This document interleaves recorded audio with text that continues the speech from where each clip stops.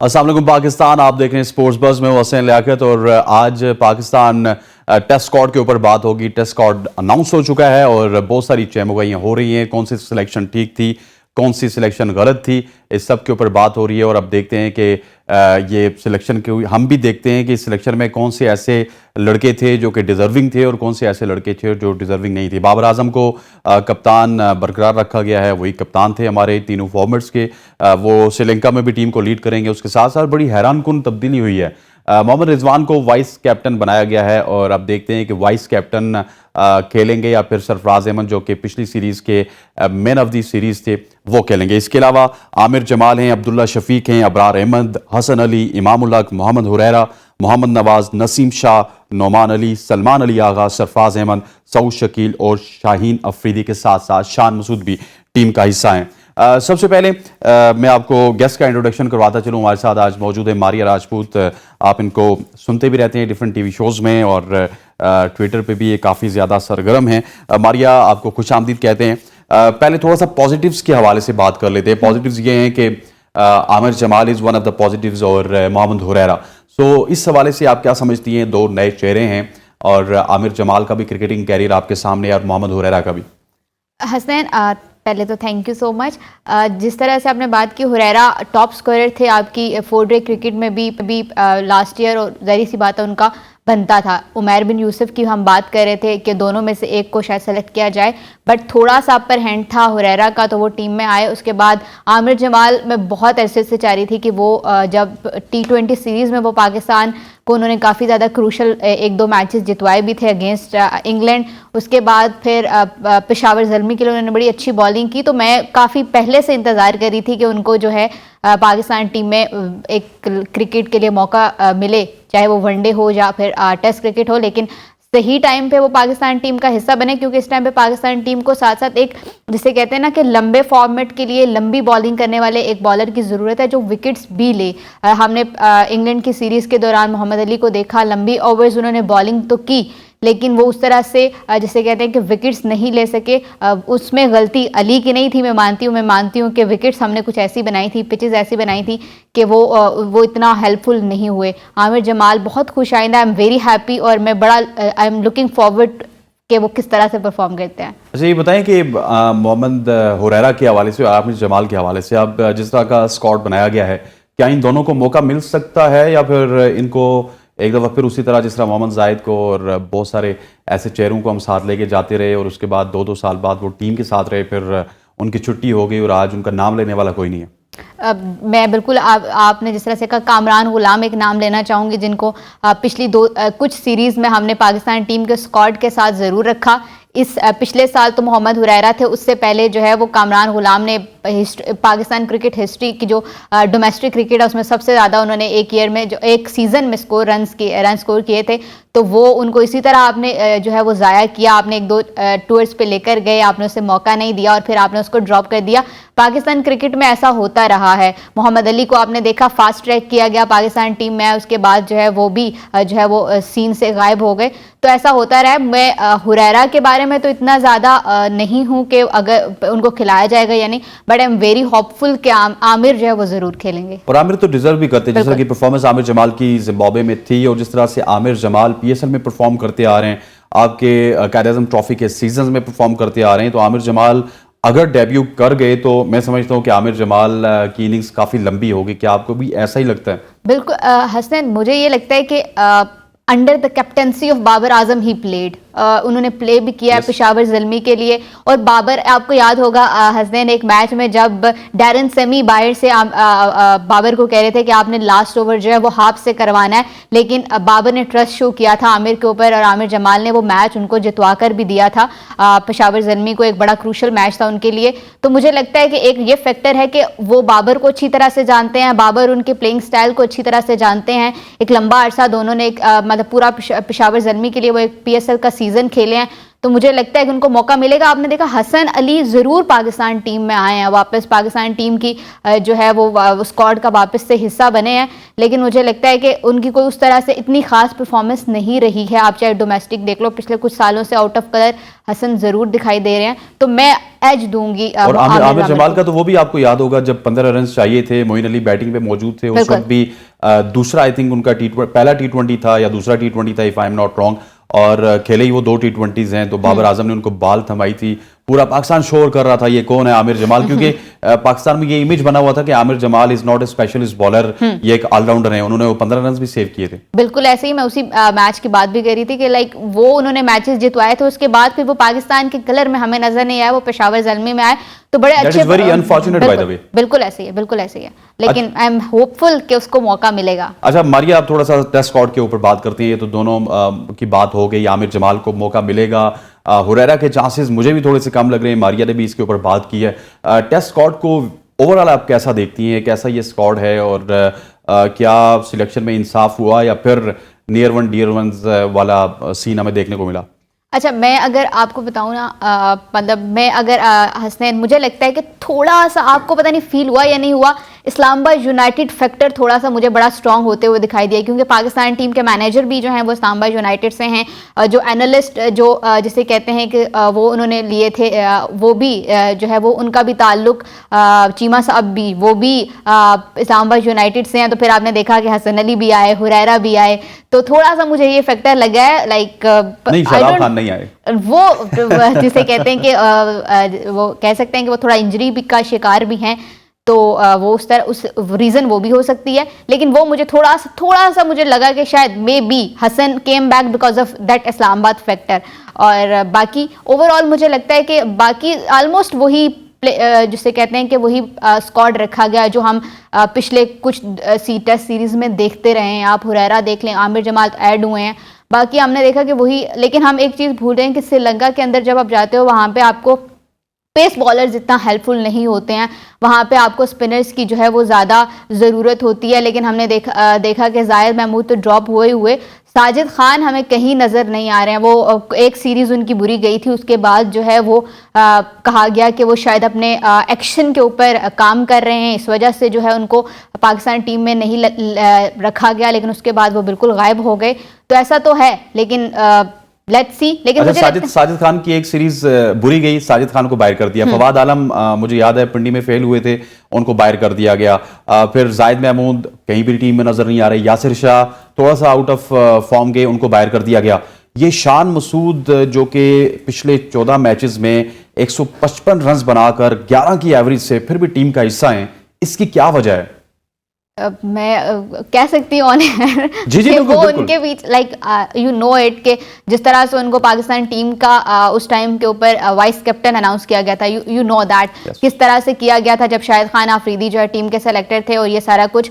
और फिर बाबर आजम ने जो है क्योंकि आप देखो हसनैन, जब वो स्कोर नहीं करे टेस्ट क्रिकेट के अंदर भी, तो वनडे की टीम में उस वक्त उनकी जगह नहीं बन रही थी। और एक ऐसे प्लेयर को आपने इसलिए सिर्फ वाइस कैप्टन बनाया कि वो आपकी प्लेइंग 11 में खेलेगा, आपकी टीम में खेलेगा। तो उस टाइम पे जब बाबर आजम ने नहीं खिलाया, यू बेटर नो कि बहुत सारी बातें चली, बहुत सारी खबरें आई थी बाहर कि अब बाबर आजम से इसका बदला लिया जाएगा बिकॉज ऑफ हिज फादर, कि उनके बाबा कुछ पीसीबी के बहुत क्लोज लोगों में से हैं, वो शायद किसी बैंक में वो रहे हैं, प्रेसिडेंट रहे हैं उनके, तो maybe that can be the reason. But Shan Masood, और साथ में एक और बात, he is very close to Mickey Arthur, ये भी आपको पता है। उनका एज और ज्यादा हो गया। बिल्कुल ऐसे ही है, क्योंकि वो जिस उसके लिए खेलते, काउंटी के लिए खेलते हैं, जिस रीजन के लिए वहाँ खेलते हैं, वो उस टीम के कप्तान भी हैं, जिसके कोच है मिकी आर्थर, तो ये एक रीजन ये भी है। तो दो तो ये डिस्क्रिमिनेशन नहीं होती कि एक तरफ आप फवाद आलम को ड्रॉप कर देते हैं, साजिद को,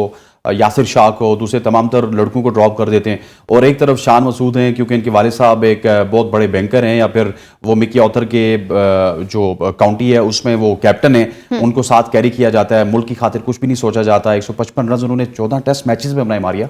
बिल्कुल ऐसे ही। लेकिन हसनैन, अगर हम बहुत ज़्यादा मैं और आप इसके ऊपर बात करेंगे ना, तो हमारे ऊपर भी बहुत सारे लोग बात करेंगे कि ये कराची के प्लेयर के बारे में बात कर रहे हैं, उनके अगेंस्ट बात करें, क्योंकि एक वहाँ से भी चीज़ आती है।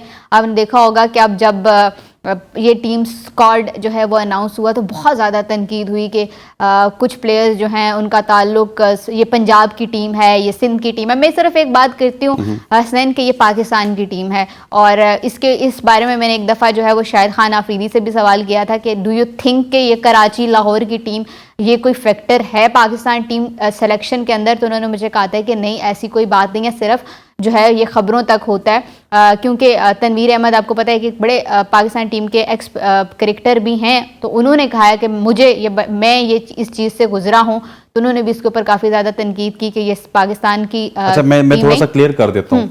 बाबर आजम लाहौर से हैं, मोहम्मद रिजवान केपी से हैं, आमिर जमाल मियाँ वाली से हैं, वो भी सेंट्रल पंजाब का हिस्सा नहीं है।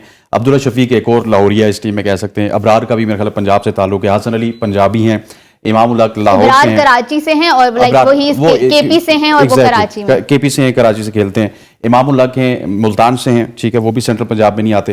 Huraira from Sialkot, Nawaz is playing from Rawalpindi but basically he is from KP के, Naseem Shah is from KP के, नोमान अली आई थिंक पंजाब से ही इस्लामाबाद से, ठीक है जी। Salman Ali Agha again is a friend of Babar Azam, Maria mind कर जाएंगी। Sarfaraz Ahmed from Karachi, Saud Shakeel from Karachi, Shaheen Afridi from KP, और Shan Masood once again from Karachi. सो मेरा ख्याल है कि पंजाब के प्लेयर से ज्यादा कराची और केपी के प्लेयर बहुत ज्यादा हैं। बिल्कुल ऐसे ही है, बिल्कुल ऐसे ही है। मैं बिल्कुल माइंड नहीं करूंगी मैं तो कहता हूं सलमान अली आगा जो है वो बाबर के फ्रेंड है, क्योंकि बाबर के फ्रेंड्स के बारे में, बाबर के फ्रेंड्स की तादाद बहुत लंबी है पाकिस्तान टीम के अंदर। आप कहेंगे जी इमाम भी उसका दोस्त है, शाहीन भी उसका दोस्त है, रिजवान भी उसका दोस्त है, तो जितने 11 खिलाड़ी हैं वो सारे बाबर आजम के। ये सारी दोस्तियां हैं। मैं आपको वैसे सवाल तो नहीं करना चाहिए, लेकिन चलें आउट ऑफ द बॉक्स आ गया सवाल। अगर वर्ल्ड कप में परफॉर्मेंस अच्छी ना हुई तो सारी दोस्तियां खत्म हो जाएंगी और दोस्त भी खत्म हो जाएंगे, ना दोस्त रहेगा ना यार रहेगा। आपको पता है वर्ल्ड कप में परफॉर्मेंस अच्छी ना हुई तो फिर आपको बाय बाय कर दिया जाता है। नहीं, पाकिस्तान टीम जो ये टीम है, आई डोंट थिंक सो, जिस तरह से बाबर ने कहा था कि हम जो है वो यूनाइटेड हैं, हम ऑन ग्राउंड परफॉर्मेंस के ऊपर बात करते हैं, और सब लोग इसी बात के ऊपर जिसे कहते हैं स्टिक भी रहते हैं कि एक अगर परफॉर्म नहीं कर रहा तो हर जो है बंदा परफॉर्म करे, तो दैट्स हाउ इट इज़। चाहते हैं बहुत सारे लोग कि बाबर आजम की कप्तानी हटे, उनकी दोस्तियां खत्म हों, बट जिसे कहते हैं ना, वह तो इज़्ज़ु मंतशा व तुज़िल्लु मंतशा, जिसे अल्लाह ताला। Rizwan despite poor performances in last test matches, क्या आप समझती हैं कि वाइस कैप्टन का डिसीजन आउट ऑफ नोवेयर आया? क्योंकि मुझे कम से कम इन 2 मैचेस में रिजवान खेलते हुए नजर नहीं आ रहे। अगर मैं आपको थोड़ा करेक्ट कर सकूं, रिजवान इज वाइस कैप्टन बड़े लंबे अरसे से, जो लेकिन मैं उनकी परफॉर्मेंसेस की बात कर रहा हूं। आपको याद होगा बिल्कुल आपने ड्रॉप किया था, उसकी जगह आपने उनको ड्रॉप किया, आपने सैफी भाई को खिलाया, that's how it is. Saifi भाई ने परफॉर्म किया, तो अगर रिजवान नहीं भी खेलते तो दैट डजंट मैटर। अगर सैफी भाई खेलते हैं तो वो, क्योंकि अगर हम श्रीलंका की पिचेस की बात करेंगे तो that is ideal situation for Sarfaraz Ahmed कि वो वहाँ पे वो अच्छी बैटिंग करते हैं, वहाँ पे सैफी भाई खेलें, सैफी भाई खेलें, जिसे मुझे नहीं लगता कि कोई इतना मसला होगा। अगर रिजवान को बिठाते हैं तो कोई मसला नहीं, जिसे कहते हैं मुझे इससे कोई फर्क नहीं पड़ता कि कब वाइस कैप्टन बाहर बैठता है या नहीं बैठता है, बिकॉज अगर जो पाकिस्तान टीम के लिए बेहतर है वो प्लेइंग 11 में होना चाहिए, that is what I think. मतलब आप कह रही हैं कि शान मसूद की तरह रिजवान भी बाहर ही बैठेंगे एज ए वाइस कैप्टन?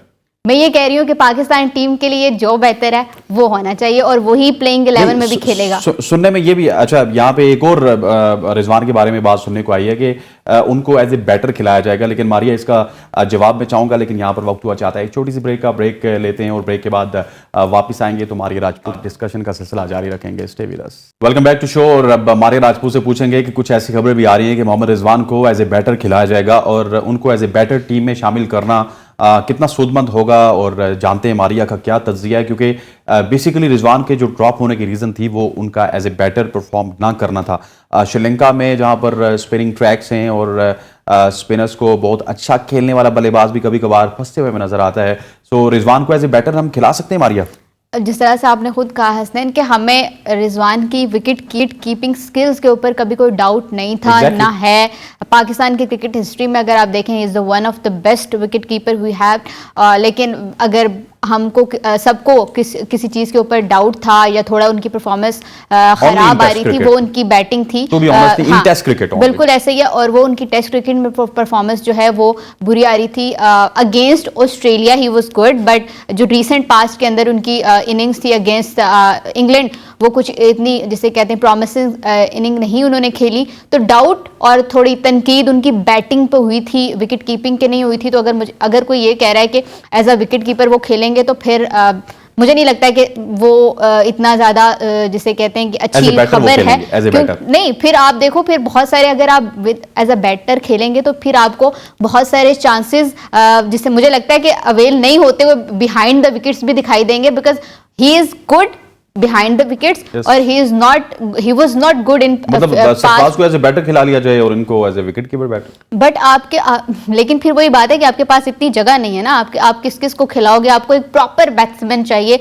तो दोनों में से एक खेल सकता है, चाहे वो सैफी भाई खेल सकते हैं या फिर रिजवान खेल सकता है। रिजवान की परफॉर्मेंसेस अगेंस्ट इंग्लैंड कुछ अच्छी नहीं थी, सैफी भाई की अच्छी थी, उन्होंने सेंचुरी भी स्कोर की थी, ही वाज गुड। तो I think Pakistan team should go with Sarfaraz. अच्छा, कुछ खबरें ऐसी भी चल रही हैं कि शायद सरफराज अहमद को 2019 में भी 50 करने के बाद ड्रॉप किया गया था। पिछले सीरीज में वो मैन ऑफ द सीरीज थे और कुछ खबरें मतलब फिर एक खास इलाके से खबरें आ रही हैं कि वो कह रहे हैं कि शायद सरफराज अहमद को ना रखा जाए या फिर उनकी हमदर्दी में प्रीएम्प्ट किया जा रहा है, एडवांस में जो है वो किया जा रहा है ताकि बोर्ड जो है वो थोड़ा सा मुतवज्जे हो जाए। नहीं, आप मुझे बताएं, ये जो खबरें हैं ये कराची और उसके मज़ाफात से आ रही हैं? जी, उसी तरफ से आ रही हैं। तो फिर आप उन खबरों के ऊपर नहीं, फिर आप उन खबरों के ऊपर जो है ना, मैं आई विल से कि आप उन खबरों के ऊपर कान ना धरें, बिकॉज जब पाकिस्तान की हमें नहीं, जब जिसे नहीं वो वहां से जो आती है ना, आपसे खबरें लेते रहेंगे तो फिर बड़ा मुश्किल हो जाएगा। नहीं, वहां से जो खबरें आती है ना वो स्पेसिफिकली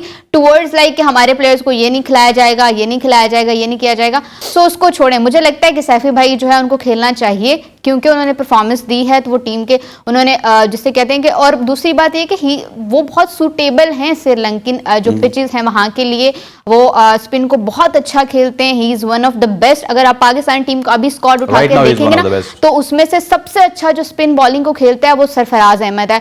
तो आप एक ऐसी कंट्री में जहां पे स्पिन को जो है वो अच्छा वहां पे हेल्प मिलती है स्पिनर्स को, वहां पे आप एक ऐसे बैट्समैन को जो स्पिन अच्छी तरह खेलता है आप उसको निकाल नहीं सकते, और तब जब उसने परफॉर्मेंस दी हुई है तो फिर मुझे नहीं लगता कि सैफी भाई को बाहर बिठाना चाहिए। Let's come to the point. Hasan Ali रोटी गैंग का हिस्सा हैं और उनको एक दफा फिर टेस्ट क्रिकेट में मौका मिला है, इसको आप किस तरह देखती हैं? मैंने पहले स्टार्ट में ही बात कर दी थी, मुझे नहीं लगता मौका ज़रूर मिला हसन को, वो पाकिस्तान टीम के स्क्वाड का हिस्सा भी ज़रूर हैं, but as I am saying हम दोनों ये बात कर रहे हैं कि वहाँ पे स्पिनर्स को ज़्यादा हेल्प मिलेगी, तो पाकिस्तान टीम मुझे लगता है कि आमिर जमाल को थोड़ा सा ज़्यादा मौका, मुझे लगता है कि अपर हैंड है उसका, आमिर जमाल खेलेगा, हसन मुझे नहीं लगता। क्या आप समझती है कि पहले मैच में इतनी बड़ी कुर्बानी दे देंगे कप्तान बाबर आजम?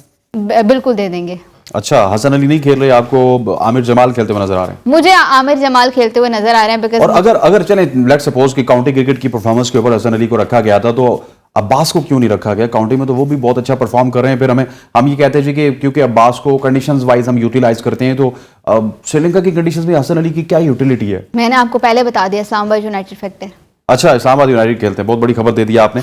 अच्छा, नुमान अली के ऊपर बहुत ज्यादा एतराजात हो रहे हैं, क्या ये एतराजात जायज हैं, नहीं जायज? बाज लोग कहते हैं कि ये एक ही जगह पे बॉल फेंकते हैं और वेरी प्रिडिक्टेबल, क्योंकि बहुत लंबे अरसे से, आई थिंक अरसा 15-20 साल से वो खेल रहे हैं क्रिकेट, और इनके बारे में ये मशहूर है कि रख के एक ही जगह पे बॉल फेंकते रहते हैं और वहीं से कोई मूवमेंट मिल जाए तो मिल जाए। नुमान अली के हवाले से आप क्या समझती हैं, ये किस तरह की सिलेक्शन है? अच्छा, मैं अगर देखूँ ना, अभी पाकिस्तान के जो स्पिनर्स हैं जितने भी, हम सर्किट में अगर बात करें तो मुझे लगता है कि शायद एक्सपीरियंस की वाइज वो ही इज़ लाइक उनको थोड़ा एज हासिल है। पाकिस्तान टीम में वो ज़रूर अभी आए हैं बट ही इज़ नॉट 23-24, सो उन्होंने बहुत ज़्यादा क्रिकेट भी खेली हुई है। तो एक आप जब जाहिद महमूद को आप ड्रॉप कर रहे थे, उसके बाद आपके पास यासिर शाह नहीं हैं, आपने साजिद को नहीं खिलाया है, और फिर आपने फिर इब्रार, एक यंग ब्लड आपने ज़रूर शामिल किया, तो एक आपने साथ में जो सीनियर स्पिन बॉलर उसको आपने शामिल किया। तो मुझे लगता है कि उस तरह से, और वो पिछले जो जितनी भी टेस्ट सीरीज हुई हैं पाकिस्तान टीम का वो हिस्सा रहे हैं, और लास्ट ईयर भी जो पाकिस्तान टीम श्रीलंका गई थी उस टीम का भी हिस्सा थे, तो that can be the reason कि वो वहां पे जो है। ये जिस तरह आपने स्पिनर का नाम लिया, आपको याद होगा कि ये बहुत बड़ी हमारी एक लेगेसी है, अब्दुल कादिर से लेके फिर आप सईद अजमल तक, तो और फिर आगे यासिर शाह, सकलैन मुश्ताक से सईद अजमल। इस सईद अजमल से आगे आके स्पिनर्स प्रोड्यूस होना बंद हो चुके हैं या फिर पीसीबी के सिलेक्टर्स की कुछ ज्यादतियां हैं कि उस तरह के quality spinners Pakistan cricket team को नहीं मिल रहे, और उसके देखिए बहुत बड़ा इफेक्ट पड़ता है मारिया कि जब आपके पास क्वालिटी स्पिनर्स आपके फर्स्ट क्लास के सर्किट में नहीं होते तो आपके जो बैट्समैन हैं वो स्पिन को इतना अच्छा नहीं खेल सकते। और याद होगा सरफराज इस वजह से अच्छा खेलने के सरफराज ने अब्दुल रहमान को भी खेला, सरफराज ने सईद अजमल को भी खेला, सरफराज उस एरा के प्लेयर है कि जहाँ पे अच्छी क्वालिटी स्पिन होती थी। अब बाबर आजम में फास्ट बॉलर लगा दें आप, उनको कोई मसला ही नहीं है, लेकिन स्पिन में वो भी फंसते हैं, नंबर 1 बल्लेबाज हैं। तो ये किसकी जिम्मेदारी है कि स्पिन बॉलिंग बिल्कुल पाकिस्तान में नापैद हो चुकी है? जिस तरह से आपने बात की हसनैन, आप अली उस्मान को जानते होंगे। Ali Usman is one of the best, जिसे कहते हैं कि स्पिनर, वो जिसे कहते हैं सदरन पंजाब की तरफ से खेलते हैं। उन्होंने लास्ट सीजन में भी स्पिन बॉलिंग में ही टॉप डेट, उन्होंने हाईएस्ट विकेट टेकर थे। पिछली दफ़ा भी वो उनको जो है वो, क्योंकि हमारे पास ये था कि फर्स्ट 11 सेकेंड 11, तो सदरन में वो सेकेंड 11 में खेलते थे, उन्होंने परफॉर्म किया। Then he came to first 11, वहाँ पे वो हाईएस्ट विकेट टेकर थे। फिर उसके बाद अली जो है उनको जब दूसरा सीजन आया, ये जो लास्ट सीजन हुआ था आपका डोमेस्टिक, उसमें आपने उनको कैप्टन बना दिया। जो आपकी सेकंड 11 टीम है वहां पे भी उन्होंने विकेट्स ली, लेकिन वो पाकिस्तान जो आपकी जिसे कहते हैं ना कि पाकिस्तान टीम है, वहां तक उस लेवल तक क्यों नहीं आ पा रहे हैं, इस चीज की समझ नहीं आ रही। जबकि आप बैटिंग के अंदर आप कहते हो आपने हुरैरा को एटलीस्ट शामिल तो किया, उसके बाद आपने कामरान गुलाम को एटलीस्ट शामिल तो किया, but Ali Usman top wicket taker रहे हैं आपके 2 डोमेस्टिक सीजन्स के। स्पिन बॉलिंग की मैं बात कर रही हूँ, और वो उनको इस जिसे कहते हैं ना सर्कल में जो है वो नहीं लेके आया गया। मुझे नहीं पता कि किसकी गलती है, बट वो खेलते वो सदरन पंजाब की जानिब से हैं। अली तरीन का एक बड़ा रोल है उस एरिया की क्रिकेट के अंदर, और आई डोंट नो वो उनको उस तरह से प्रमोट क्यों नहीं कर रहे हैं। उसके अलावा मेरी ये बात हुई थी सईद भाई से, सईद अजमल से। मैंने कहा सईद भाई, आपके बाद से हमें कुछ उस तरह के स्पिनर्स जो है वो दिखाई नहीं दिए हैं इस सर्किट के अंदर, तो वो कहीं ना कहीं वो भी उसका जिम्मेदार जो है वो आपके जो सेलेक्टर्स हैं वो कहते हैं उनको ही दे रहे हैं। वो कहते हैं कि भाई आपके जो डोमेस्टिक क्रिकेट है वहाँ पे बहुत सारे लड़के हैं। आप जिस तरह से देखो उसामा मीर पिछले सीजन में हसनैन, उनको आपने डोमेस्टिक क्रिकेट में ही शामिल नहीं किया था। हम कुछ लोगों ने ट्वीट्स की, फिर उनको जो है बलोचिस्तान की टीम में शामिल किया गया था, और फिर अब जिस तरह से वो उभर कर पाकिस्तान टीम तक आए। और फिर आप देखो कि अब मेहरान मुमताज़, जिनका नाम अभी लिया जा रहा है कि वो अंडर 19 से खेले, अब वो पाकिस्तान की जो ए साइड थी वहाँ पे खेल के आए हैं, जिम्बाब्वे में भी खेल कर आए हैं। तो वो कुछ नाम तो ज़रूर लिए जा रहे हैं, और अली की जिस तरह से मैंने बात की, अली उस्मान की विकेट्स भी ले रहे हैं, लेकिन वो इस सर्किट में जो स्पेसिफिकली पाकिस्तान टीम स्क्वाड का सर्किट है उसकी सिलेक्शन है, वहाँ पे उनको मौका नहीं मिल रहा। और जफर गौर के ऊपर भी बड़ी बात हो रही है ना, जफर गौर को भी क्यों मौका नहीं मिल रहा? उनको साथ लेके जाया गया और एक आध टेस्ट खिला के उसके बाद आप गायब हो जाते। फिर सबसे बड़ी ज्यादती अगर स्पिन डिपार्टमेंट में किसी के साथ हुई, चाहे टैलेंट है नहीं है, जितना लंबे अरसे तक मारिया अभी मानेंगी, जायद महमूद को कैरी किया गया, मैं समझता हूँ किसी को नहीं कैरी किया गया, और वो एज ए 12th मैन ही जो है वो एक आध मैच खेले, जिन पिचेस पे खेले वो आपके सामने हैं, बड़े बड़े स्पिनर्स भी वहां पे फेल हो गए, और जायद महमूद भी टाटा बाय बाय। मैं आपको एक बात बताऊं, हम अपने सीनियर से सुनते थे मीडिया बॉक्स के अंदर कि जिसको हमने पाकिस्तान क्रिकेट में नहीं खिलाना होता है ना, हम उसको एक ऐसे मैच में खिलाते हैं जहां पे कंडीशंस उसके अगेंस्ट होती हैं, पिच कंडीशन उसको हेल्प नहीं कर रही होती, वहां पे उसको खिलाते हैं और फिर कहते हैं देखा उसने वहां पे परफॉर्म नहीं। जफर गोहर की आपने बात की, उसको न्यूजीलैंड में लेकर गए थे, मुझे अच्छी तरह से याद है, कोविड डेज थे, वो वहाँ गए, वहाँ पे एक मैच में उनको खिलाया गया, उसमें बिल्कुल विकेट उनको हेल्प नहीं कर रही थी, वो वहाँ पे खेले और जिसे कहते हैं कि उन्होंने वहाँ पे उस तरह से परफॉर्मेंस नहीं दी, और फिर उसके बाद से जफर गौहर पाकिस्तान टीम का हिस्सा नहीं रहे। जाहिद महमूद की आपने बात की, अभी इंग्लैंड वाली सीरीज़ के अंदर एक ऐसी पिच थी जहाँ पे आपके जो फास्ट बॉलर्स हैं वो अनफिट हो गए, हारिस भी अनफिट हो गया, नसीम शाह भी अनफिट हो गया, और आप उसे बॉलिंग करवाई जा रहे हैं, उसने 30-40 ओवर्स भी कराने हैं और आपकी ओवर्स भी पूरे कर रहे हैं, उसने विकेट भी उसको हेल्प नहीं कर रही, रन उसको ज़्यादा पड़ गए, बैट्स बॉल आपको पता है उनकी चल रही थी, उसको रन ज़्यादा पड़ गए, आपने उसे सीन से आउट कर दिया। रन्स किसको नहीं पड़े? मोहम्मद अली को पड़े रन्स, नोमान अली को पड़े, सबको पड़े, जायद को पड़े, और आप देखें ना मोहम्मद अली के साथ भी ज्यादती हुई, जिस तरह आप कह रही हैं, आपने बड़ा जबरदस्त पॉइंट रेज किया। आप मूसा खान को देखें, he was sensation in some time in Pakistan cricket. Hasnain आपको याद है एक ही वक्त था उनको T20 वनडे और टेस्ट का डेब्यू करा दिया, पिंडी में करवाया उसको, एग्जैक्टली, और उसके बाद उसका क्या हुआ, बिल्कुल जो है मोहम्मद अली का आपके सामने, मूसा खान का आपके सामने। सो ये वाली चीजें जो है आई थिंक सो क्रिकेट के साथ थोड़ी सी सिंसियरिटी का फैक्टर भी होना चाहिए। जो लोग क्रिकेट के साथ सिंसियर नहीं होंगे तो आजकल तो अफगानिस्तान की टीम हम पे भारी हो रही है। बिल्कुल ऐसे ही है। और मैं जिस तरह से आपने बात की ना कि हमारे जो एक्स क्रिकेटर्स थे हमारे पास क्योंकि स्पिनर्स अच्छे थे, तो हमारे जो एक्स क्रिकेटर्स थे ना वो प्रैक्टिस सेशन में भी उनको खेल पाते थे। मुझे एक बात याद है, मेरे बाबा हमेशा कहते थे कि जो एशियन टीम्स होती है ना वो स्पिनर्स को बहुत अच्छा खेलते हैं, तो जब ये आते ना गोरे तो वो कहते थे देखना ये स्पिनर्स हमारे इनको जल्दी आउट कर लेंगे। लेकिन अब मैं देखती हूँ तो हमारे जो बैट्समैन है ना वो स्पिनर्स के आगे फंस रहे हैं और गोरे आगे हमारे स्पिनर्स को अच्छी तरह खेल भी रहे हैं। अच्छा, आखिर में पूछूंगा, शाहीन शाह अफरीदी की फॉर्म अच्छी नहीं लगी हुई, आप क्या समझती है शाहीन शाह अफरीदी क्या कमबैक कर पाएंगे श्रीलंका में? मैं अगर जिसे कहते हैं हसन, मुझे थोड़ा सा एक वो डर भी लग रहा है क्योंकि लास्ट ईयर भी जब हम लास्ट टूर किया था पाकिस्तान ने श्रीलंका का तो वहां पे ही शाहीन जो है वो इंजर्ड हुए थे और वो रिवर्स लगा था, he was unstoppable at that time. बिल्कुल, और वो उनकी इंजरी बड़ा लंबा अरसा चली थी, तो मेरा थोड़ा सा डर भी है। लेकिन मुझे लगता है कि जहां से उनका रिवर्स लगा था मुझे लगता है वहीं से वो दोबारा से अपनी जो फ्लाइट जो है वो भी लेंगे। और मुझे क्योंकि पाकिस्तान के पेस अटैक की जिसे कहते हैं ना एक जान है शाहीन शाह अफरीदी, वो कुछ कोई विकेट ना लें बट वो जब बॉलिंग करने के लिए आते हैं तो एटलीस्ट बैट्समैन के जो दिल में है ना वो एक डर तो हमारी भी दुआ है मारिया के वो पाकिस्तान क्रिकेट की जान रहे। बहुत बहुत शुक्रिया, थैंक यू वेरी मच। आज डिटेल डिस्कशन थी टेस्ट स्क्वाड के ऊपर और मारिया राजपूत क्या टेस्ट स्क्वाड के हवाले से इनसे हमने गपशप की। यहाँ पर वक्त हुआ चाहता है एक छोटी सी ब्रेक का, ब्रेक के बाद वापस आएंगे तो एक बड़ी स्पेशल गेस्ट से आपको मुलाकात करवाएंगे। स्टे विद अस। आप कह सकते हैं कि डेफिनेटली ऑस्ट्रेलिया ने तोड़ दिए बेसबॉल को, मगर अभी सीरीज बड़ी लंबी है और 14 टेस्ट मैचेस जो स्टोक्स और मैकलम की पार्टनरशिप में इंग्लैंड ने खेले हैं 11 में उनको फतह हासिल हुई है, तो सिर्फ 3 में शिकस्त हासिल हुई है। It would be a bit early अगर हम कहें कि अभी बेसबॉल को पूरी तरीके से शिकस्त दे दी गई है, मगर इसके अंदर कुछ चीजें हैं देखने वाली। देखें जिस तरह डिक्लेरेशन थी पहले दिन पे, जिस तरह की प्लेइंग कंडीशंस थी, बैटिंग फ्रेंडली थी शुरू में, तो खास तौर पे बहुत ज्यादा बैटिंग फ्रेंडली थी। और अब मुझे जाती तौर पे लग रहा था कि 400 तो कम से कम इंग्लैंड को चाहिए होगा, तो वो सरप्राइजिंग था। और एक तरह से सरप्राइजिंग नहीं भी था क्योंकि बेन स्टोक्स से आप इस तरह की चीजों की उम्मीद भी करते हो कि वो कुछ करेंगे इस तरह की मजे की चीज, और उन्होंने यही कहा कि वो इसलिए डिक्लेयर किया उन्होंने ताकि ऑस्ट्रेलिया को 20 मिनट के लिए बॉलिंग करा सकें, अटैक करें पहले दिन में। मगर in hindsight throughout the test अगर आप देखें तो आपको फील हो रहा था कि यार वही वाले रन्स अगर थोड़े मिल जाते एंड में वहां पे फर्स्ट इनिंग्स के तो उनका फायदा होता। On the flip side Ben Stokes ने हमेशा बात की है रिजल्ट ओरिएंटेड क्रिकेट की, उन लोगों ने रिजल्ट को और एंटरटेनमेंट को हमेशा ऊपर रखा है, इंपॉर्टेंस दी है। और अगर आप देखें सारे जो रेन डिलेज वगैरह हुए हैं उनको मद्देनजर रखते हुए अगर तो वो डिक्लेरेशन ना आती तो शायद रिजल्ट ही ना आता। तो एक तरह से वो बेसबॉल की जो फिलॉसफी है उस पर लिव अप किए हैं।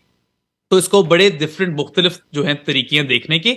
बाकी मेरे ख्याल से जो कॉन्ट्रास्ट था ना दोनों कप्तानों का, जिस तरह स्टोक्स अपनी यही दलेर कप्तानी कर रहे थे और फील्ड प्लेसमेंट्स अगर आपको याद हो जो ख्वाजा को आउट किया जिस बॉल पे रॉबिन्सन ने पहली इनिंग्स में, बड़ी मुख्तलिफ फील्ड सेटिंग्स थी। अगर आप कंपेयर करें पैट कमिंस से तो उनके प्लेयर्स ने टाइम लिया। पैट कमिंस की फील्ड्स भी जरा ओडीआई वाली थी, जरा प्रैग्मेटिक फील्ड्स थी पैट कमिंस की। और आप देखें ऑस्ट्रेलिया ने बिल्कुल उस तरह क्रिकेट खेली जिस तरह के उनको आती है खेलनी, अपना टाइम लिया। और एंड में जब व्हेन पुश केम टू शव तो पैट कमिंस ने कप्तान वाला नॉक खेलकर एंड में आपको ओवर द लाइन ले गए बहुत अनलाइकली तरीके से। तो मेरे ख्याल से it was a great test match, मगर आप इस वक्त ये नहीं कह सकते कि पूरी की पूरी तरीके से शिकस्त दे दी है बेसबॉल को। जी हाँ, और ये मेरा ख्याल है कि जिस तरह सारे एक्सपर्ट्स बहराम यही कह रहे हैं कि जो वो 50-60 रन ऐड करना चाहते थे, ऐड करना चाहिए थे उनको पहले दिन में, वो अगर ऐड कर देते तो result should have been different from the win of Australia. हो सकता है कि England result could have been draw भी चांस था। एग्जैक्टली। अच्छा ये बताइएगा कि मैं कल क्योंकि मैच पूरे किया हमने भी एंजॉय किया, और कल जब न्यू बॉल एहसन रजा के पास भी पहुंचाई लेकिन उसके बावजूद जो रूट को ओवर दिया गया, उन्होंने विकेट भी क्रिएट किया। उसके बाद से थोड़ा सा क्या कहते होते हैं कि बेसबॉल की स्ट्रैटेजी को नेक्स्ट लेवल पे लेके जाने के लिए अगला ओवर भी देना जो रूट को थोड़ा सा हमाकत थी, क्योंकि उस अगले ओवर के बाद ऑस्ट्रेलिया ने जो विनिंग सेंस है ना उसके अंदर वो आया जो जब उनको 14 रन मिले जो रूट के ओवर में। इसमें दो तो ये चीज याद रखनी पड़ेगी कि मोइन अली के जो कैलस निकल आया था फिंगर पे बॉल करा के और बड़ी देर से आउट ऑफ प्रैक्टिस है, रेड बॉल से कराई नहीं। ड्यूक्स बॉल जो होती है वो हैंड स्टिच्ड होती है, प्रोनाउंस सीम होती है, तो उस पर ज्यादा चांस होता है इस तरह होने का। और Moeen Ali white ball cricket खेल रहे हैं बहुत अच्छे से, he was out of practice in red ball, तो इसलिए उनका वो अनफॉर्चुनेटली कैलस बन गया, इंजरी हो गई और जो रूट को ज्यादा रिस्पॉन्सिबिलिटीज मिल गई। इनिशियली तो वो बड़ा अच्छा टैक्टिक लग रहा था, जो when Joe Root was kept on with the old ball और वो फिर एलेक्स कैरी को आउट भी कर गए, तो उस टाइम पे तो हम वाह कर रहे थे बेन स्टोक्स, ये क्या बात है, क्या फोरसाइट है। पर आई थिंक जरा देर कर दी न्यू बॉल लेने में और फिर कमिंस ने वो 2 छक्के भी लगा दिए रूट को। और इंग्लैंड की जो बॉलिंग थी ना, उसमें एक इन्फोर्सर लैक कर रहा था। आपके पास काफी ज्यादा एक किस्म के बॉलर्स थे जो सीम बॉलर्स हैं, स्विंग बॉलर्स हैं, बेसिकली जेंटल पेस पे बॉलिंग कराते हैं। उस तरह कोई बॉलर नहीं था जो आकर मार्क वुड या जोफ्रा आर्चर की तरह बाउंसर कराकर तेज गेंदें कराकर टेल को साफ कर सकता। ये चीज हमें देखने को मिली सेकंड इनिंग्स में। पहली इनिंग्स में तो मैनेज कर लिया, बाउंस आउट कर लिया ऑस्ट्रेलिया को, मगर सेकंड इनिंग्स में वो इन्फोर्सर लैक कर रहे थे। और मुझे तो हैरत ये हुई कि चलो अगर इन्फोर्सर आप लैक कर भी रहे थे तो नई बॉल लेकर आप जिमी एंडरसन को तो देते हो ना यार। जिमी एंडरसन लेकिन को नई बॉल ना नई गेम देना का is बहरहाल criminal। उस तरह से फायदा भी तो नहीं हुआ। जब गेम था ओल्ड बॉल उनके पास था तो तब तक वो गेम में थे, लेकिन जो ही न्यू बॉल आया तो उसके बाद इंग्लैंड के हाथ से गेम स्लिप हो गई, क्योंकि ना वहां पे सीम था ना वहां पे स्विंग था, किसी किस्म की मदद तो नहीं मिल रही थी सीमर्स को। बिल्कुल, मैं देखा कि ब्रॉड और रॉबिन्सन ने कुछ चीजें ट्राई की, मगर फिर आप देखते तो शॉर्ट बॉल प्लॉय था एंड में, बस वो शॉर्ट बॉल्स ट्राई कर रहे थे। और मुझे ये भी समझ नहीं आई कि अगर आपने शॉर्ट बॉल ही ट्राई करनी थी तो ऑली पोप के अलावा भी 2-3 बंदे वहां रख देते, थोड़ा चांस बन जाता और विकेट लेने का, अगर आपने बाउंसर ही करानी थी। अपॉर्चुनिटीज आई थी, ऑली पोप ने कुछ किया नहीं उनका, कुछ इंस्टेंस में वो डर गए, कुछ इंस्टेंसेस में वो थोड़े साइड पे थे, तो वहां पे थोड़ा पैक कर देते उस वाली फील्ड को, शायद वो फिर विकेट आपको मिल जाती।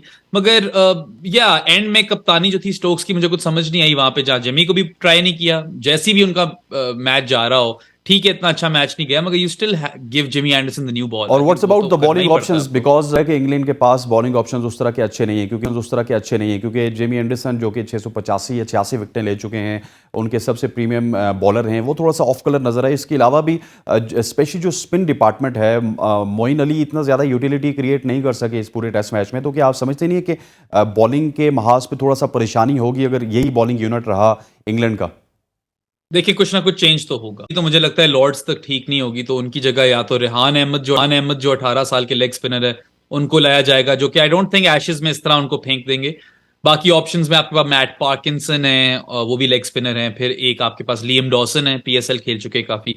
तो ये तो देखना पड़ेगा कि कौन से स्पिनर के साथ जाते हैं। विल जैक्स की भी ऑप्शन है, वो जरा बैटिंग भी कर देते हैं। बट हाँ, एक एनफोर्सर की जरूरत पड़ेगी बॉलिंग में, और वो most likely Mark would he होंगे, क्योंकि जोफ्रा आर्चर तो इंजर्ड है। मगर मार्क वुड किसकी जगह आते हैं? क्योंकि लॉर्ड्स में जिमी एंडरसन का रिकॉर्ड शानदार है, स्टुअर्ट ब्रॉड आपके बेस्ट बॉलर थे इस मैच के अंदर, और ऑली रॉबिन्सन भी जब से उन्होंने डेब्यू किया है तो आपको विकेट्स तो कंसिस्टेंटली लाकर दे ही रहे हैं। आई थिंक शायद वो रॉबिन्सन हो जिनको जाना पड़ जाए, क्योंकि एंडरसन को लॉर्ड्स में वो खिलाएंगे खिलाएंगे। और वैसे भी काफी अर्से से हम देख रहे हैं कि एंडरसन मैच खिलाया जाता है, एक रेस्ट करवाया जाता है, उनको प्रॉपरली उस तरह से यूटिलाइज नहीं किया जाता, उनकी एज फैक्टर भी है। तो एंडरसन की कहीं कुर्बानी ना दे दें, क्योंकि लॉर्ड्स में अगर वो कुर्बानी दी तो वो भी बहुत महंगी पड़ेगी। उनका रिकॉर्ड लॉर्ड्स में बहुत ही अच्छा है। वही है ना, मेरे ख्याल से उनका लॉर्ड्स तक की शायद उनकी कुर्बानी लॉर्ड्स में ना वो दें। मैं ये एक्सपेक्ट नहीं करता कि जिमी एंडरसन 5 के 5 टेस्ट खेलेंगे, मगर लॉर्ड्स वाला मेरे ख्याल से खेलेंगे, क्योंकि उनका वहां पे बहुत शानदार रिकॉर्ड है। बाकी देखिए, मार्क वुड जो है वही एक ऑब्वियस चॉइस बनते हैं उस रोल में आने के लिए मेरे ख्याल से, और उनके पास उस तरह का कोई प्लेयर है नहीं। मगर ये डेफिनेटली एक चेंज है जो उनको करना पड़ेगा। और जिमी एंडरसन का ये भी याद रखें कि he is coming of groin injury, तो वो माइल्स नहीं है लेग्स में, जिस तरह स्टुअर्ट ब्रॉड के तो हैं, वो तो कराते आ रहे हैं बॉलिंग। जिमी एंडरसन जरा रस्टी लगे, काफी देर से बॉलिंग कराई भी नहीं थी, थोड़े प्रैक्टिस में नहीं थे, मगर अब उन्होंने करा लिए। अब और प्रैक्टिस करेंगे ये लॉर्ड्स के बिल्डअप में, क्योंकि काफी दिन है अब मैच में। What's about the baseball strategy, कुछ डिफरेंस क्रिएट करेगी इंग्लैंड की टीम? क्या कुछ डिफेंसिव क्रिकेट खेलेगी, या baseball will continue under the captaincy of Ben Stokes and under the leadership of Brendon McCullum? देखें, उनकी फिलॉसफी वाली और आप उसको डाउट तो नहीं कर सकते। 5 के 5 दिन we were hooked on the TV screen, मतलब हम तो अपनी नजर एक तरफ उस तरफ नहीं कर पा रहे थे, क्योंकि इतनी एंटरटेनिंग क्रिकेट थी। और 5 दिन मेरे ख्याल से बहुत ही जबरदस्त टेस्ट क्रिकेट देखने को मिली। उस लिहाज पे से तो आप देखें तो baseball is a success. But हाँ, अगर ये दूसरा टेस्ट हार जाते हैं तो फिर मैं भी कीन हूंगा देखने के लिए क्या ये कुछ बदलते हैं, बेसबॉल के तरीके से जाते हैं। फिलहाल तो मेरे ख्याल से कुछ भी नहीं बदलेंगे ये। और जो सजेस्ट किया है, how many changes you are expecting in Lords? I'm expecting another spinner, obviously ahead of वो रिकवर कर पाएंगे। तो वही मैंने पहले बताया था कौन कौन आ सकता है वहां पे उनकी जगह, और मार्क वुड तो डेफिनेटली। अब मार्क वुड आप या तो एंडरसन की जगह ला सकते हो या रॉबिन्सन की जगह, और लॉर्ड्स का रिकॉर्ड मद्देनजर रखते हुए I think Anderson must play that game. तो रॉबिन्सन को कुर्बानी देनी पड़ेगी। अच्छा, बैटिंग की तरफ भी आ जाते हैं आखिर में, क्योंकि बैटिंग भी मुझे इंग्लैंड की कोई इतनी ज़्यादा अच्छी लगी नहीं। ठीक है, जो रूट जो है वो नंबर 1 पे पहुंच गए, लेकिन अगर एक रूट को निकाल दें तो बहुत ज़्यादा आपको इनएक्सपीरियंस कैंपेनर्स मिलते हैं बैटिंग में भी, जितने भी लोगों को आप देख लें। और इसका कंपैरिजन जब आप ऑस्ट्रेलिया से करते हैं तो वहाँ पे आपको स्टीव स्मिथ भी मिलते हैं, मॉरिस लेविशाइन भी मिलते हैं, ट्रेविस हर्ट भी मिलते हैं। सारे पहले तो पिछले टेस्ट तक तो वो नंबर 1, नंबर 2, नंबर 3 थे, लेकिन अब थोड़ा सा डाउन हो गए। लेकिन उस तरह की बैटिंग में भी जो है ना कहीं डेप्थ की कमी है इंग्लैंड के पास।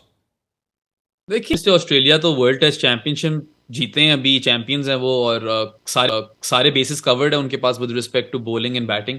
बट मैं ये कहूंगा कि आप मार्नस लाबुशेन और स्टीव स्मिथ की बात करें तो वो तो दोनों फेल हुए हैं इस मैच में। उस्मान ख्वाजा को दाद दें कि वो 518 गेंदें खेल गए और 206 रन बना गए और उनके बगैर ऑस्ट्रेलिया ये मैच ना जीत पाता। पूरे 5 हर दिन खेले 5 दिन में से। और ये एक ऐसे बैट्समैन है जिनको दुनिया कहती थी कि इंग्लैंड में नहीं चल सकेंगे, दुनिया कहती थी ये लेजी हैं, ऑस्ट्रेलिया के लिए नहीं खेल सकते। जब से कम बैक किए उन्होंने, वो वापस आए हैं तो उन्होंने पहले ट्विन हंड्रेड्स किए SCG में, सिडनी में, इंग्लैंड के खिलाफ ही, फिर इंडिया में रन्स किए, सेंचुरी भी मारी, फिर पाकिस्तान में रन्स किए, सेंचुरी भी मारी, और अब इंग्लैंड में भी रन्स कर दिए, सेंचुरी भी मारी। तो ये शानदार है। और उनकी मेरे ख्याल से करियर का जो आर्क है वो एकदम से यहां चला गया, क्योंकि टेस्ट क्रिकेट में जो ओपनिंग बैटर्स हैं मिनिमम 25 इनिंग्स में सबसे ज्यादा एवरेज है उस्मान ख्वाजा की 68.5। तो उनको अगर आप निकाल दें तो मैं तो कहूंगा इंग्लैंड की बैटिंग बेहतर थी ऑस्ट्रेलिया से। इवन दो आप सही है जब आप कहते हैं उनके उतने बड़े नाम नहीं है रूट और बेयरस्टो लेट्स से के अलावा, या स्टोक्स, मगर वो भी स्टोक्स और बेयरस्टो जो है वो आउट एंड आउट उस तरह के बैटर्स नहीं है जो आपको कंसिस्टेंटली रन कर देंगे।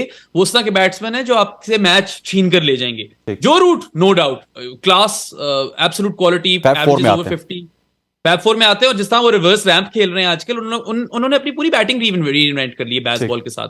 वो बहुत अग्रेसिव बैटिंग कर रहे हैं। आई स्टिल थिंक कि इंग्लैंड को बेन फोक्स की जगह बनानी चाहिए थी। बेन फोक्स को आपने बहुत अच्छा पॉइंट आउट किया कि बेन फोक्स को टीम में होना चाहिए और जॉनी बेस्टो के लिए मेरा ख्याल है कि अब थोड़ा सा मुश्किलात होंगी अगले टेस्ट में। जॉनी बेस्टो को एज अ बैटर खिलाएं आप, उनको प्राइमरीली, और आप लेकर आए बेन फोक्स को, कीपिंग कराएं। साथ आपने अगर कोई निकालना है तो क्रॉली या पोप में से कोई जाता है आई गेस, या डकेट जाता है, उनमें से कोई एक प्लेयर चला जा सकता है बेन फोक्स की जगह बनाने के। ठीक, बहुत बहुत शुक्रिया, हमें इनसाइट दे रहे थे। और एशियंस के ऊपर और का सिलसिला इंशाल्लाह जारी रहेगा। अभी 4 टेस्ट मैचेस बाकी हैं ऑस्ट्रेलिया और इंग्लैंड के। अब देखते हैं उनका क्या रिजल्ट होगा। और यहाँ पर वक्त हुआ चाहता है एक छोटी सी ब्रेक का। ब्रेक के बाद वापस हाजिर होंगे तो हमारे साथ मौजूद होंगे Asif Hazara. Stay with us. Welcome back to show. अब बात होगी पाकिस्तान के एक ऐसे हीरो की जिसने ऑस्ट्रेलिया में पाकिस्तान का परचम बुलंद किया और आज पाकिस्तान में उनकी जीत के ऊपर जश्न मनाया जा रहा है। पूरे पाकिस्तान में इनका चर्चा भी देखने को मिला। और प्रोफेशनल बॉक्सर हैं आसिफ हजारा, जिन्होंने थाई बॉक्सर से अपनी फाइट जीती है। आसिफ, आपको खुश आमदीद कहते हैं। इस वक्त मेलबर्न से हमारे साथ मौजूद हैं आसिफ हजारा। आसिफ, सबसे पहले तो आपको मुबारकबाद देते हैं, एक बड़ी ज़बरदस्त फाइट आपने जीती है। और बताइएगा किस तरह का माहौल था मेलबर्न में, पाकिस्तानी कम्युनिटी ने किस तरह आपको सपोर्ट किया और कैसी रही आपकी ये फाइट? बिस्मिल्लाहिर्रहमानिर्रहीम, अस्सलाम वालेकुम। सबसे पहले बहुत शुक्रिया आपका जिन्होंने आपने मुझे इनवाइट किया इंटरव्यूज के लिए, और काफ़ी प्राउड फील किया क्योंकि अलग कंट्री में और अपने पाकिस्तानी के अवाम के बीच खेलना और वहाँ पे फाइट विन करना काफ़ी अच्छा लगता है। और मैं शुक्रगुजार अपने पाकिस्तानी और मखसूस अपनी कमेटी जो कास्ट हज़ारा, उन्होंने मुझे बहुत सपोर्ट किया इस फाइट के लिए और काफ़ी ताउन भी की और काफ़ी क्राउड भी आए थे। और अल्हम्दुलिल्लाह उसकी शोर से मैंने फाइट विन की। अच्छा आसिफ, एक मुश्किल हरीफ थे आपके साथ थाई के, और थाई हरीफ के साथ मुकाबला कैसा रहा? और इस जीत के बाद कॉन्फिडेंस आपका और भी बड़ा होगा?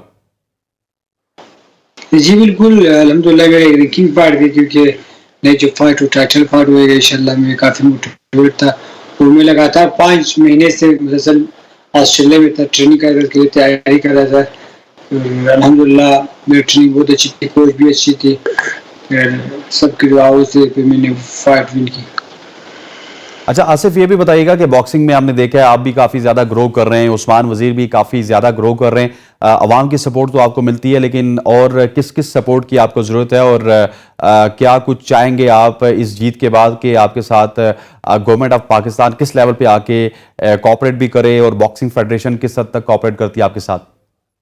हाँ जी बिल्कुल, देखें स्पोर्ट्स में देखा जाए इस पाकिस्तान में बॉक्सिंग में सिर्फ उस्मान भाई ही काम कर रहे, जो पिछले साल 20 जून को उन्होंने इवेंट मुंतकिल करा था। पाकिस्तान हिस्ट्री का सबसे बड़ा मेगा इवेंट था और इस साल भी हो रहे 24 जून को। मैं दुआ करता हूँ अपने भाई के लिए, टीम वजीर के लिए कि अल्लाह उसको कामयाब करें। और दूसरी बात यह कि अगर पाकिस्तान में देखा इस बार क्रिकेट के कोई ऐसे स्पोर्ट्समैन को सपोर्ट नहीं करते गेम्स को। अगर क्रिकेट के अलावा और गेम्स को आप देखें वो इसी नाला फ़िगान में कि उसको कोई स्पॉन्सर नहीं है, कोई सपोर्ट नहीं है, चाहे वो स्पोर्ट्स का कंपनी हो, चाहे वो कोई ऐसे बाकी जो कंपनीज है वो भी नहीं सपोर्ट नहीं करते। एक स्पोर्ट्समैन का सबसे बड़ा पाकिस्तान में जो इशू है यही स्पॉन्सर का बॉक्सिंग का फ्यूचर तो आसिफ काफी ब्राइट लग रहा है, जिस तरह के बॉक्सर्स नए लड़के आ रहे हैं, आप हैं, उस्मान का मैंने पहले नाम लिया। बॉक्सिंग का फ्यूचर ब्राइट है। अगर आपको सपोर्ट मिले तो मेरा ख्याल है कि पाकिस्तान में बॉक्सिंग इंडस्ट्री भी बहुत ज्यादा ग्रो कर सकती है। बहुत देखे अगर देखे पाकिस्तान में बहुत बॉक्सिंग का ज़्यादा रुझान है, क्योंकि अगर आप देखिए अपना जो बॉक्सर्स है उसको सपोर्ट नहीं करते और बाहर के जो बॉक्सर है जो पाकिस्तान की लड़ाई ने फॉर एग्जांपल आपके सामने आमिर खान को कितने लोग गवर्नमेंट सपोर्ट करते हैं, आर्मी चीफ से मुलाकात करते हैं, उनको से मुलाकात करते हैं। बाकी स्पोर्ट्समैन जो है बेचारा किसी को नज़र आता ही नहीं कि ये बेचारा भी अपने कंट्री के रिप्रेजेंट किए, टाइटल जीते पाकिस्तान के लिए, आज आपके सामने दर बदर ख्वार है। और ये जो अभी आपकी मेलबर्न में फाइट हुई है, इसमें कोई गवर्नमेंट ऑफ पाकिस्तान ने या बॉक्सिंग फेडरेशन ने कोई सपोर्ट किया आपको? बिल्कुल कोई सपोर्ट नहीं किया, ना गवर्नमेंट ने किया, ना स्पोर्ट्स बॉक्सिंग के जो देखिए मेलबर्न की जो फाइट है आसिफ, मेलबर्न की जो फाइट है ये बहुत ही महंगी फाइट होती है। आपने मेलबर्न जाना है, वहाँ पे रुकना है, फिर बहुत सारे खर्चे होते हैं, फिर आपकी डाइट के अखराजात होते हैं।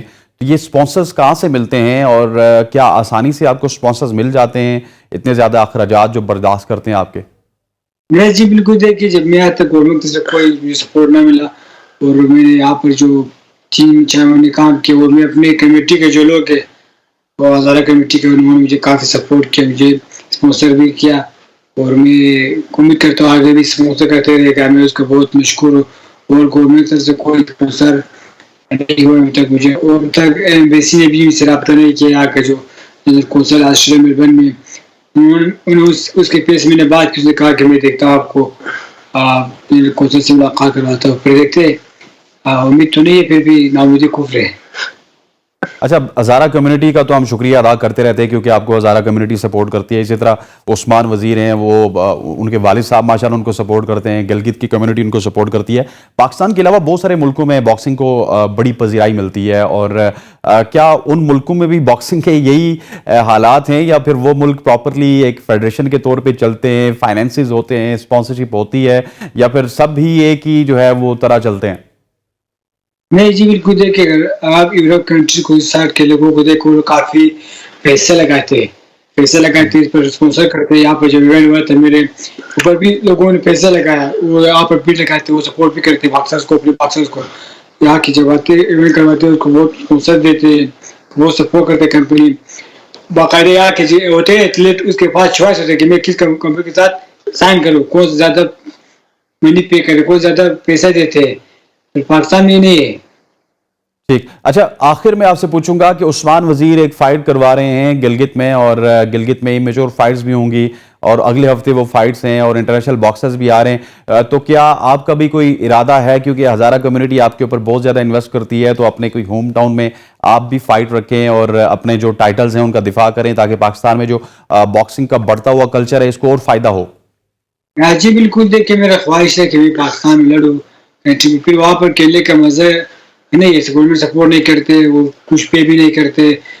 पिछले साल मैंने जून में वहाँ पे खेला, कुछ भी नहीं किया, उस्मान भाई ने अपने जेब से किया, गवर्नमेंट से कुछ वादे किए तो उन्होंने उसका वादा अधूरा ही रह गया। वो मेरे जो शागिर्द स्टूडेंट है सज्जाद हज़ारा, वो सिविल में लड़ रहे हैं और मेरा बड़े ख्वाहिश है कि मैं पाकिस्तान में लड़ूँ। फिर लड़ने का क्या फ़ायदा है, कुछ भी नहीं मिलता है, फिर बंदे का दिल भी दुखता है, फिर मजबूर कि हम आउट ऑफ कंट्री खेले और कुछ न कुछ बॉक्सिंग के साथ कुछ तो मिलना भी चाहिए ना। ठीक, अच्छा, और उस्मान की फाइट है, उनको भी कोई मैसेज देना चाहेंगे? एक बहुत बड़ी फाइट है, वो भी अभी अनडिफीटेड हैं, और क्या आप चाहते हैं कि वो अनडिफीटेड रहें पूरे पाकिस्तान की तरह? जी बिल्कुल, मैं बेस्ट ऑफ लक कहना चाहता हूँ अपने भाई को, अल्लाह को कामयाब करे, जो मेहनत करते हैं दिन रात खुशहाल बॉक्सिंग के लिए, यूथ के लिए काम करते हैं, अल्लाह उसको कामयाब करे, उसके टीम को मैं दुआ देता हूँ, उसको हमेशा दुआ भी करता रहूँगा।